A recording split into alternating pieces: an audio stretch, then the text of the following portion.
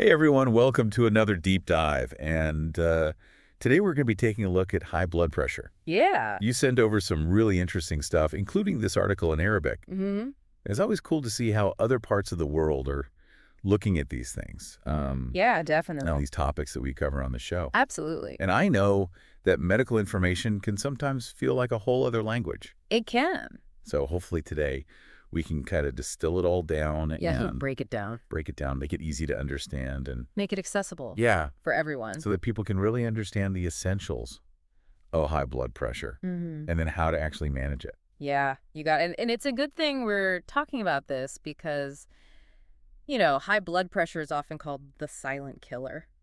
Ooh, scary.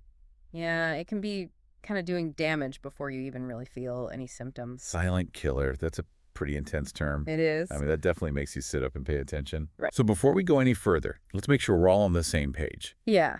How would you explain what high blood pressure actually is? Okay, so imagine your blood vessels are like a network of highways, Okay. and your blood is the traffic flowing through them. Okay. Blood pressure is essentially the force of that traffic. Okay. When that force is consistently too high, we're talking a reading of 1490 millimole of Hg or higher, it starts putting a lot of stress on your arteries and your heart. Okay. And that stress, that's where the trouble can begin. Okay, so I'm getting the picture. Yeah. Too much pressure in the system, Too basically. much pressure, exactly. Okay, but why should someone be worried if their numbers are a bit high? Right. Like, what are the actual real-world consequences of that? Well, that's where it gets serious. Okay. Uncontrolled high blood pressure is a major risk factor for some pretty scary things. Yeah. Heart attacks, strokes. Oh, wow. In fact, did you know that uncontrolled high blood pressure is behind a whopping 70% of strokes worldwide? 70%? That's a huge number. It is. So it's not just some abstract medical term. It's like a real threat. It's a real threat to your health. Yeah. It can also lead to kidney problems and even vision impairment. Oh, wow. The tricky part is in the early stages, you might not feel any different. Yeah. That's why getting those regular checkups and knowing your numbers is so important. So it's like a ticking time bomb you might not even know about. Yeah, you could say that. No wonder they call it the silent killer. Exactly. Okay, so let's unpack what causes this high blood pressure in the first place. Okay. This article you sent over in Arabic, it actually breaks down some pretty fascinating risk factors. Yeah. And it looks like some of these we can control, but others are just kind of part of our genetic makeup. Mm-hmm. Things like family history, for instance. Yeah, that's right. Genetics can definitely make you more prone to high blood pressure. Yeah. And ethnicity seems to play a role, too. Really? Research suggests that people of African or Caribbean descent are at a statistically higher risk. Interesting.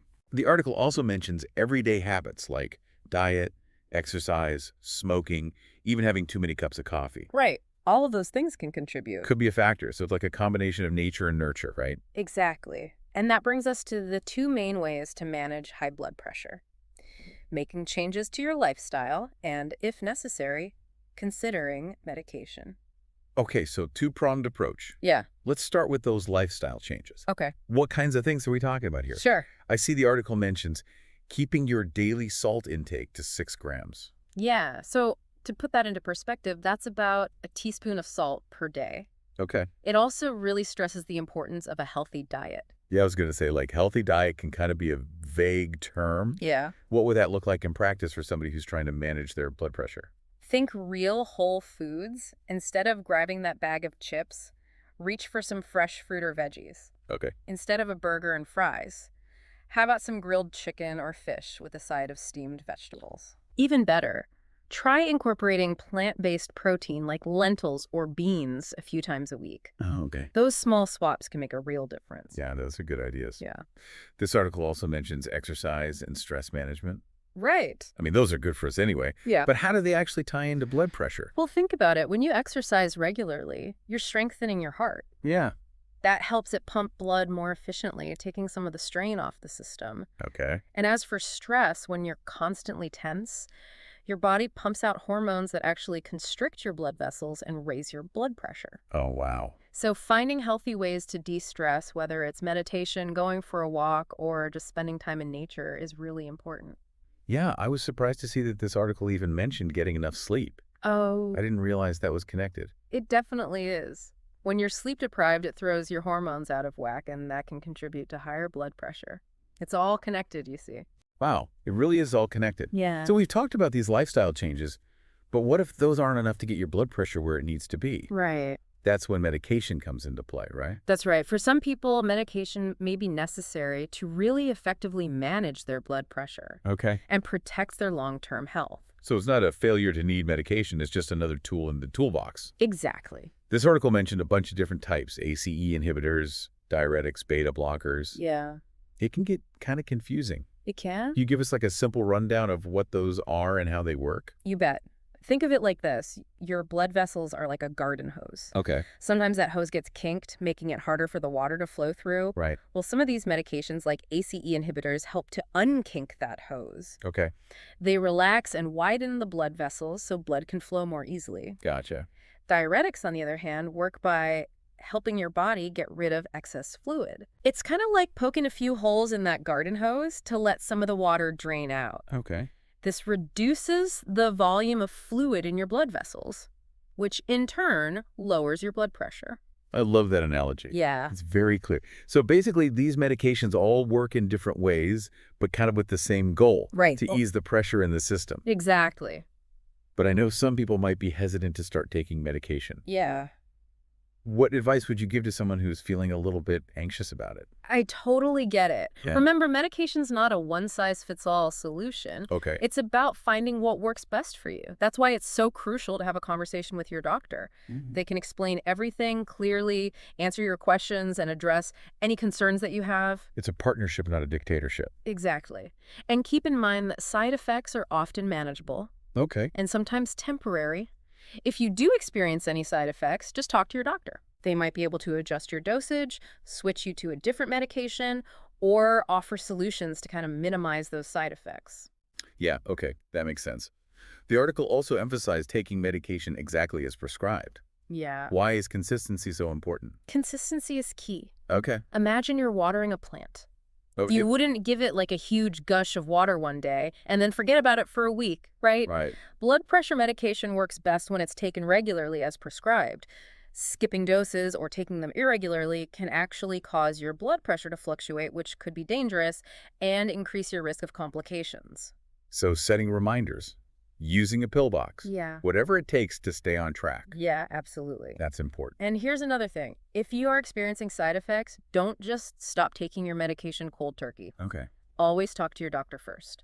They can help you adjust your treatment plan in a way that's safe and effective. Okay, got it. Open communication is key. It is. Now, we briefly touched on this earlier, but the article mentioned that medication might need to be adjusted for pregnant women. Yes. Why is that? That's because certain blood pressure medications can be harmful to a developing baby. It's super crucial for pregnant women with high blood pressure to work closely with their healthcare providers to ensure they're receiving the right treatment for both themselves and their baby. Okay, so once again, having that open dialogue with your doctor It's so important. is super important. Yeah. They're there to help you navigate all those complexities. They are. Okay, so we've talked about lifestyle changes. Mhm. We've talked about medication. We've talked about the crucial role of your doctor. Right. What else should people keep in mind when it comes to managing high blood pressure? Even if you're feeling great, regular monitoring is key. Keep tabs on your blood pressure either at home with a monitor or at your doctor's office. This helps you catch any changes early and adjust your treatment plan as needed. So even if those numbers look good, don't get complacent. Exactly. Regular checkups are still important They are. for staying on top of things. Mhm. What about the mental and emotional side of things? Oh, yeah. We focused a lot on the physical aspects, Right. but I imagine managing high blood pressure can be stressful. You're right. And that's where having a strong support system comes in. Okay. Don't be afraid to lean on your family and friends. Yeah. Share your health goals with them and ask for their support in making healthy choices. Yeah. You'd be surprised how much easier it is to stick with those positive changes when you've got a team cheering you on. It's like having a built-in accountability buddy. Exactly. Yeah. Sometimes just talking about it can really help. Totally. Managing high blood pressure is a marathon, not a sprint. It is. There will be good days and bad days, but remember, you're not alone in this journey. That's right. With knowledge, support, and a proactive approach, you can take control of your health and live a long, fulfilling life. Absolutely. This has been so insightful. I feel like I've learned a ton, and I hope our listeners feel the same way. Me too. And remember, even small changes can make a big impact on your health. Don't wait to get started. You deserve to feel your best. Okay, listeners, Mm-hmm. we've covered a lot of ground here. Now it's time to put that knowledge into action. Yeah. What's one small step you can take today to prioritize your heart health? Maybe swap out that sugary soda for a glass of water. Oh, yeah. Or take the stairs instead of the elevator. Okay. Even adding a 15-minute walk to your day can make a difference. I love that little changes, big impact. Exactly. Before we wrap up this deep dive, let's recap those key takeaways for our listeners. Okay. Just to solidify everything, what are the must-know points here? All right. First and foremost, high blood pressure is a serious condition, but it is manageable. Okay. It often takes a combination of healthy lifestyle changes and, in some cases, medication. So it's not a life sentence, but it does require Right. some effort and attention. Effort and attention, exactly. And early detection is really key here. Yeah. Know your numbers. Schedule those regular checkups and don't brush off any warning signs. Right.